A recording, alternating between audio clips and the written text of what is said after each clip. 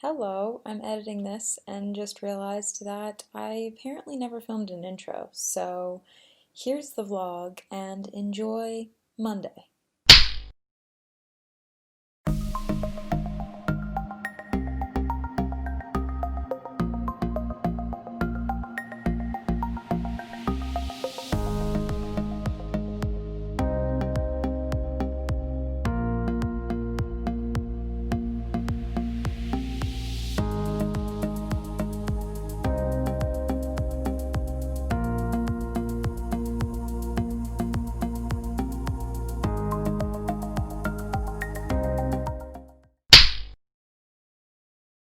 And it's time for my least favorite time of the week, grocery shopping.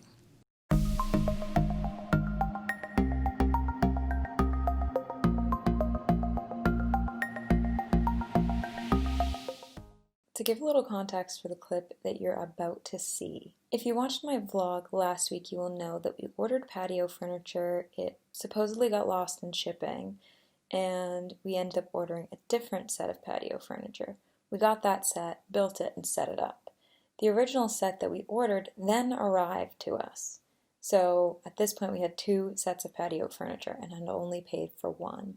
Well, on Tuesday, we then got a third delivery, which we thought at first was a third set of patio furniture, but because we hadn't opened the first box, we didn't realize that this set was coming in two separate shipments. So really what we ended up happening was we ordered the first set. It supposedly got lost in shipping, so we didn't receive it. Then we ordered a different set. That set came, we built it. Then the one that got lost got delivered to us, but only half of it came in one box. And then later, the other half came. And this is the clip that you're about to see, but I think at this point we didn't realize that it was just the other half of the patio stuff. We thought that it was like a whole nother set or something. We have to open it in such a way that, like, if we don't want it, we can't, like, ruin the box. It's patio furniture again! Why? Why did we get this a third time? Which one is it? This is just the seats. No, it's, I don't see a table. it's the table. Is that why it got lost? Because maybe just the chairs are down there? We don't know what's down there. We didn't open it. That's right. So it must be a separate thing. The table and the chairs must come in separate things. Why did the cushions come in this box? To protect the table because it's glass. That's so weird. You would think it would have said it was going to come in two shipments. I feel like we need to go down there and like look at what's in that other box. It's got to be the chairs in the other box. That's the only thing that would make sense.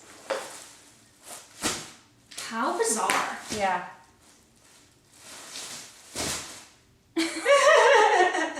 I was like, it can't be a patio thing. Like, Yeah. it's already here. Yeah.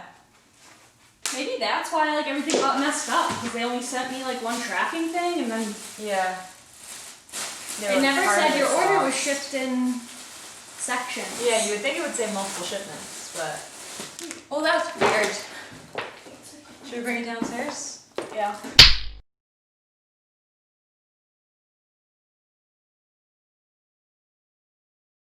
It's Wednesday today, and at work we have a channel on our messenger that's dedicated to Black Lives Matter, and one of my coworkers posted a link to a page called Birthday for Brianna, and it is a list of action items encouraging people to speak up, speak out, donate for Breonna Taylor, the woman that was murdered inside of her home by police officers in Kentucky. Unfortunately, this incident has gotten a lot less coverage than, say, George Floyd or some of the other incidents that have happened. And as of now, when I'm filming this, no one has been arrested for this young woman's murder. Today's June 3rd. Her birthday would have been on June 5th. These action items are in honor of Birthday for Brianna. So the first one is that you can sign a petition.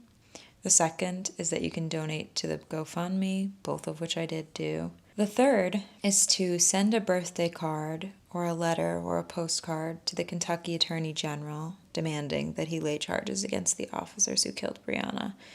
If you can't get a card, there's a site that I used called Postable. It looks like this.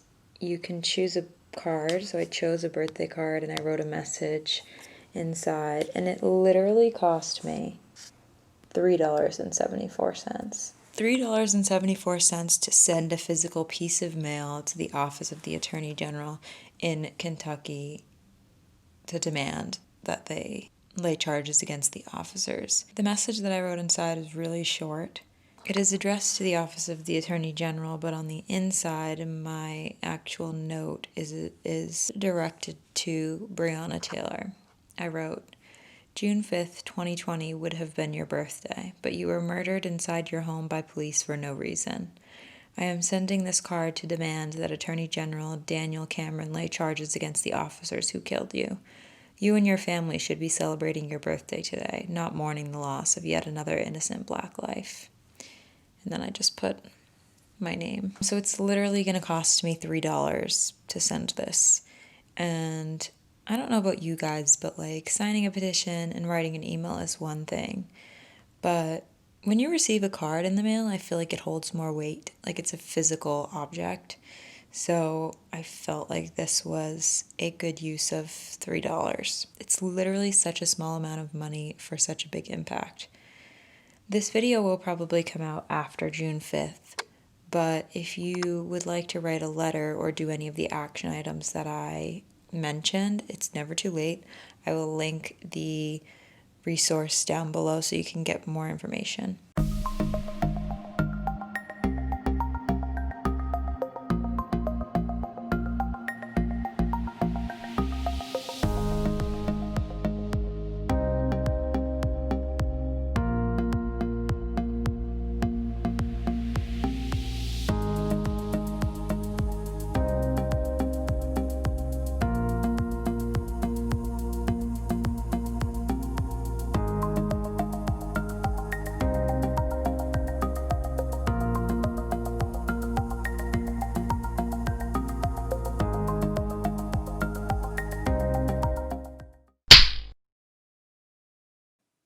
Editing me back again. I just wanted to give some context for the clips you're about to see. I did end up going to a protest in my city. I'm sharing this not to like show off, like look at me, look what I'm doing, look how I'm helping. It's not the intention. The reason I'm sharing this is because the protest in my city was organized by a high school senior, a young Black woman who is graduating from high school this year. She's a super intelligent student, and she had the idea to organize a local protest. The plan was for us to march from the high school all the way to City Hall, and she had a ton of speakers lined up and everything, and the mayor tried to bar her from doing so on the basis that they were afraid of violence. And we've been hearing a lot in the news about the violence that's going on and not a lot about the peaceful protests. You hear a lot of headlines that are like, peaceful protest turns violent. And you have to understand that the main reasoning for that is because the media doesn't want to cover a peaceful protest. They don't think people want to watch that. They don't think people want to hear about that. They assume that people want to hear about the death and destruction and violence that comes from, most of the time, people who are taking advantage of something that has been very peaceful. So I just wanted to insert this clip to say that eventually, after a lot of pressure from the community, the mayor did decide to allow the protest to happen, and it was totally peaceful. There were rumors floating around Facebook groups, which if you're in any Facebook groups, you know that Facebook groups are a pretty toxic place. But there were rumors floating around Facebook groups that people were hiding bricks along the route, that people were hiding frozen water bottles, and it must have all been a ploy to get the protest halted. It didn't work, and the entire thing was peaceful, so I just wanted to come on here and say that in case you haven't heard of any scenarios in which protests have been peaceful, this one had. I think a couple thousand people at it, and it was totally peaceful. I didn't hear of a single violent or bad thing happening. It was very inspirational. The student that organized it was very well spoken, and she had a whole lineup of speakers. And it was just a very peaceful day. So I just wanted to share that. I'm going to insert a few clips. I didn't take too many because I was just trying to like be present in the moment and not be on my phone the whole time. But I just want to say that these things are often peaceful even if you don't hear it on the news.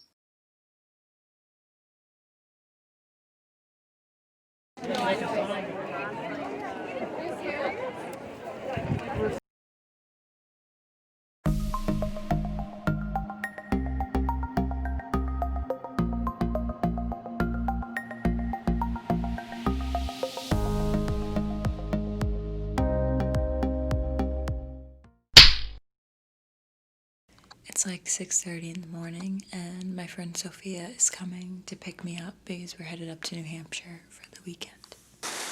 You may not be able to hear me right now because it's a little bit windy, but I'm down at the dock with Sophia. Hello. I think the last time I vlogged, it was like 6:30 in the morning, and I was at my apartment. We're officially in New Hampshire. We got our like half day of work done, and now it is relaxing time. We've decided to come down to the water and soak up a little bit of sun. It's kind of windy down here, but it's a nice breeze, you know? It's a nice breeze.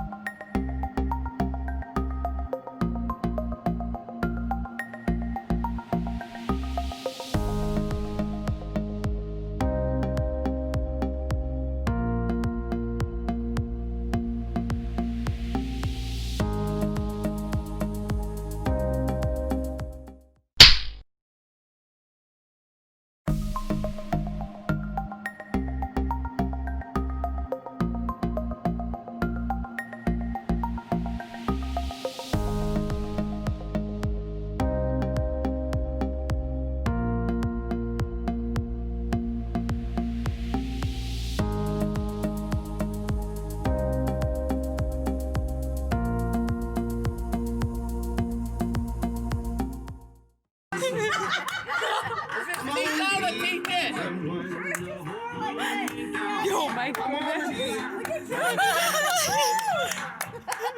I'm on a ride. I can't believe you guys haven't heard me. What's up? Dad, where do you want me to go? You gotta go like this. Like that. You gotta go like football.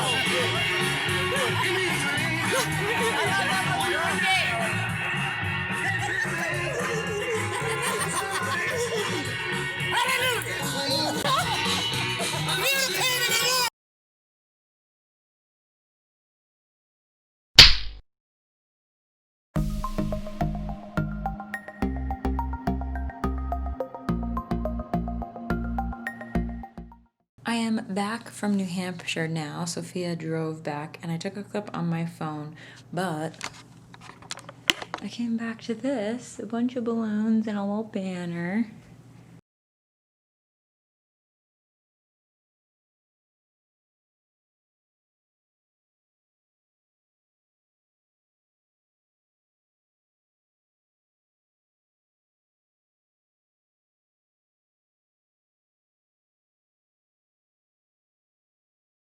Welcome to Alex's vlog, Mission Brianna birthday surprise. See out here. Alright, mission was a success. We've got some balloons, a banner, balloon pumps because Corona, and I got some snacks because I have no self-control.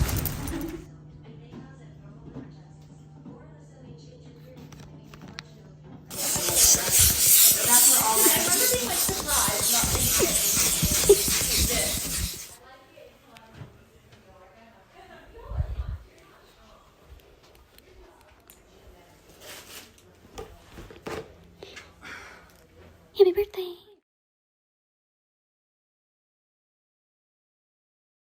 So cute.